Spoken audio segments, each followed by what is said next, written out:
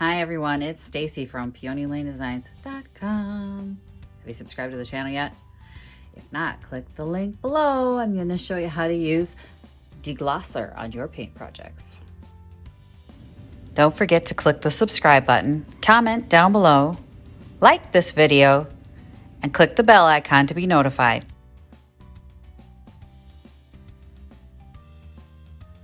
For those of you who are constantly asking me, do I have to sand, do I have to prep, do I have to sand, do I have to prep? I don't know what it is about sanding y'all don't like. Aside from the mess, the noise, the breathing the dust, all. But it's pretty unpleasant, right?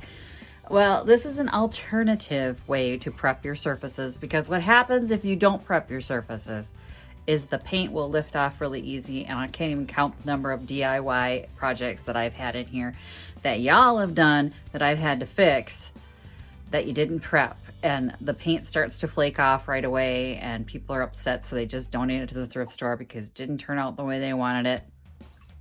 If you don't want to sand, you can always try Paint Deglosser. Now, the only thing with this is you have to work in a well-ventilated area because this will make you high. This is like killing brain cells. So please take all the precautions necessary when using this. And, you know, wear a respirator, wear gloves, work in a well-ventilated area. And this is very, very flammable. So please don't smoke while you do this. You know, anyway, I'm not even going to comment on that. So we're going to test this out. I'm going to show you how it works. I've used it before. You can tell I've used it before. I do like Paint Deglosser when I'm in a hurry. And it's what I call like lazy sanding. Because if there's nothing wrong with this surface, which the piece that I'm working on right now, there's no gouges, there's no scratches, there's no nothing like that that I have to actually fix. The surface is completely smooth. It's beautiful. The only thing is, it's just an icky wood. There's some discoloration from a candle that somebody had burned, and the candle dyes have gotten into the wood, but the surface itself is in perfect condition, so it doesn't actually require any sanding. That's what this is perfect for. So all it does is really soften the surface. It makes it very gummy so that the next paint that you put on it, and mine will be primer because the primer will stick to the existing surface and not flake off on you. So I'll show you how to use this, but it is something that I have had experience with, and that's why I can tell you it's gonna make you high. So please work in a well-ventilated area. It is a solvent. It does not smell good. All right, let me get prepped and we'll get started. I have gathered my supplies. What you're gonna need to do this is solvent-proof gloves. I just get these at the Dollar Tree. They work just fine. You can see I've used it for staining. Nice to keep a pair of these kitchen gloves on hand. Rag. So I've got a clean rag. Brush, a paint brush. I'm going to use a chip brush. It does say soap and water cleanup, but I live on a septic and I do not want to put a solvent in my septic tank. Little tip for you guys. And then I'm going to use a can to pour the deglosser in when I'm ready to brush it on. And we'll go over the steps in a second. And then I also have my lovely Darth Vader mask, my respirator, because I am working in an enclosed environment. So be smart, guys. You only get one life, right? So don't be stupid. It's not about fashion. This is the height of DIY fashion, ladies and gentlemen. I mean, that's why I got the pink gloves. They do make gloves with little rings on them and everything. I could get really super fancy here, but I'm going to show you guys how this is going to work. Okay, I got everything over here, and what I'm going to do is the first step is you're going to use the rag and the deglosser straight from the package. I'm going to set this aside for now. That's later. But since I'm going to have to wear a respirator while doing this, I'm just going to put you guys on time lapse. But you're going to keep this well saturated while you work, and then you're going to work in a circular motion, and I'm going to degloss the whole top. As you can see, there's no scratches or anything I need to deal with, and that's why I didn't want to have to sand this whole thing down. So we're going to just degloss this, and we're going to get to work. As you can see, the deglosser is already starting to create a little haze on here. But the next step is to actually use a brush, and we're going to put a liberal amount across the whole surface and then let it sit for a half an hour. All right, so that's next.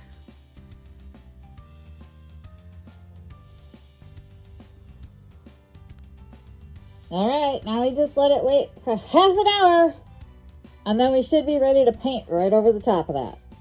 Okay, it's been sitting for a half an hour now. You want to let it sit and rest for a half hour. It will get cloudy, as you can see. And then you want to get the next surface on. So you want to recoat it with either primer or paint within 1 hour. Do not wait more than 1 hour. So you have a half hour window of time to work with.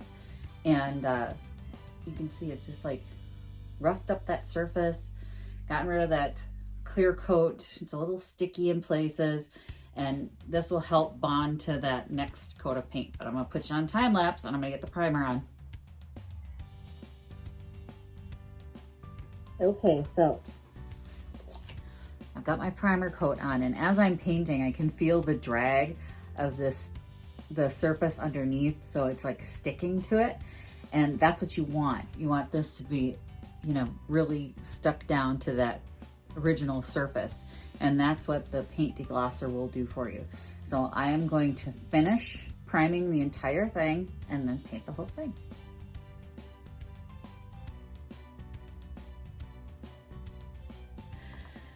Okay everyone, so we are the next day and it has dried. I finished a couple coat of paints on it and I've just finished clear coating it.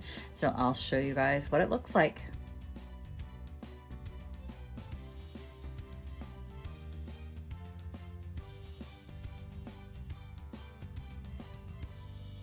And there you have it. So for everybody who's wondering if there's a better way than making a huge mess sanding, you can always use the deglosser. My only caveat is it does smell very bad. Like last night I had to open the windows in here and in another room and kind of get some air circulation going. So if you can use it on a deck or a patio of some kind, just outside would be better than inside. But it doesn't take long. I mean, it's a half hour of waiting for it to really soften up that surface, and then you're ready to start painting. I have used it in the past, and I know there's gonna be somebody out there who's gonna say, can I use this on laminate? I've not tried it on laminate because I do laminate in another way. And that's another tutorial that's going to be coming up. So make sure you click the subscribe button so that you'll be notified. Click the bell icon. I do have a really fantastic way. I'm gonna paint a 1970s laminate brown desk, and I will show you how I paint laminate. You can try the deglosser. I have not tried it, but like I said, it's perfect for these situations where there's nothing actually wrong with the actual finish of the piece. It doesn't need any repairs. So you just soften it up and, you know, paint and go on from there. And it's way easier than sanding in all the little nooks and crannies. So thanks for watching, everyone. If you like this video, don't forget to give it a thumbs up. And if you haven't yet subscribed to the channel, click the link below. And for all of you who out there who want some of my merch, I have my Happy Junkin' Buddy, You Had Me at Junking, and Super Junker shirts. Believe me, if you wear these, you will find your people. People will comment on them when you're out and about. So thanks to everybody who's already purchased their shirts. It supports me, it supports the channel, and I am so grateful for everybody who's done that. Thanks for watching, everybody. Happy Junkin'. Bye. Visit my blog, peonylanedesigns.com, for more tips, tricks, and inspiration. Thanks for watching, everyone. If you like this video, please give it a big thumbs up. Don't forget to subscribe and click the bell icon so you'll be notified of new videos. I post every week DIY tutorials and, of course, more junkin' videos.